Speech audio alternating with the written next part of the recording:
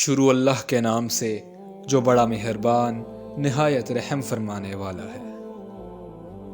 اللہ تمہیں تمہاری اولاد کی وراثت کے بارے میں وصیت فرماتا ہے کہ بیٹے کے لیے 2 بیٹیوں کے برابر حصہ ہے، پھر اگر صرف 2 یا 2 سے زائد بیٹیاں ہوں تو جو ترکہ میت نے چھوڑا ان کے لیے اس کا 2/3 ہے، اور اگر ایک ہی بیٹی ہو تو اس کے لیے نصف ترکہ ہے، اور میت کے ماں باپ دونوں میں سے ہر ایک کے لیے 1/6 حصہ ہے اس میں سے جو اس نے چھوڑا۔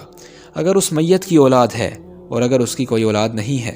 اور اس کے ماں باپ ہی اس کے وارث ہوئے تو اس کی ماں کا 3 حصہ ہے، پھر اگر اس کے کئی بھائی ہیں تو اس کی ماں کا 6 حصہ ہے۔ یہ تقسیم ہوگی اس وصیت پر عمل کرنے کے بعد جو مرنے والا کر گیا، یا اس کے قرض ادا کرنے کے بعد۔ تمہارے باپ اور تمہارے بیٹے تم نہیں جانتے کہ ان میں سے کون تمہیں نفع پہنچانے کے اعتبار سے زیادہ قریب ہے۔ یہ حصے اللہ کی طرف سے مقرر ہیں، بے شک اللہ خوب جاننے والا بڑی حکمت والا ہے۔ اور اس ترکے میں سے جو تمہاری بیویاں چھوڑ جائیں تمہارے لیے نصف ہے، اگر ان کی اولاد نہ ہو، پھر اگر ان کی اولاد ہو تو تمہارے لیے 1/4 ہے اس میں سے جو وہ چھوڑ جائیں، اس وصیت پر عمل کرنے کے بعد جو وہ کر گئی، یا ان کے قرض ادا کرنے کے بعد، اور ان بیویوں کے لیے اس میں سے جو تم چھوڑو 1/4 حصہ ہے اگر تمہاری اولاد نہ ہو، پھر اگر تمہاری اولاد ہو تو ان کے لیے اس میں سے جو تم چھوڑ جاؤ 8واں حصہ ہے اس وصیت پر عمل کرنے کے بعد جو تم کر گئے، یا تمہارا قرض ادا کرنے کے بعد۔ اور اگر کوئی مرد یا عورت جس کی میراث تقسیم کرنی ہے کلالہ ہو،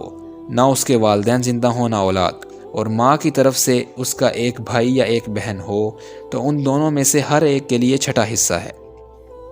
پھر اگر وہ اس سے زیادہ ہوں تو وہ سب 1/3 حصے میں شریک ہوں گے اس وصیت پر عمل کرنے کے بعد جو کی گئی، یا اس کے قرض ادا کرنے کے بعد، جب کہ کسی کو نقصان نہ پہنچایا گیا ہو۔ یہ اللہ کی طرف سے حکم ہے، اور اللہ خوب جاننے والا نہایت حلم والا ہے۔ یہ اللہ کی مقرر کردہ حدود ہیں، اور جو اللہ اور اس کے رسول کی اطاعت کرے وہ اللہ اسے ان جنتوں میں داخل فرمائے گا جن کے نیچے نہریں بہتی ہیں، وہ ان میں ہمیشہ رہیں گے، اور یہ بہت بڑی کامیابی ہے۔ اور جو اللہ اور اس کے رسول کی نافرمانی کرے اور اس کی حدود سے تجاوز کرے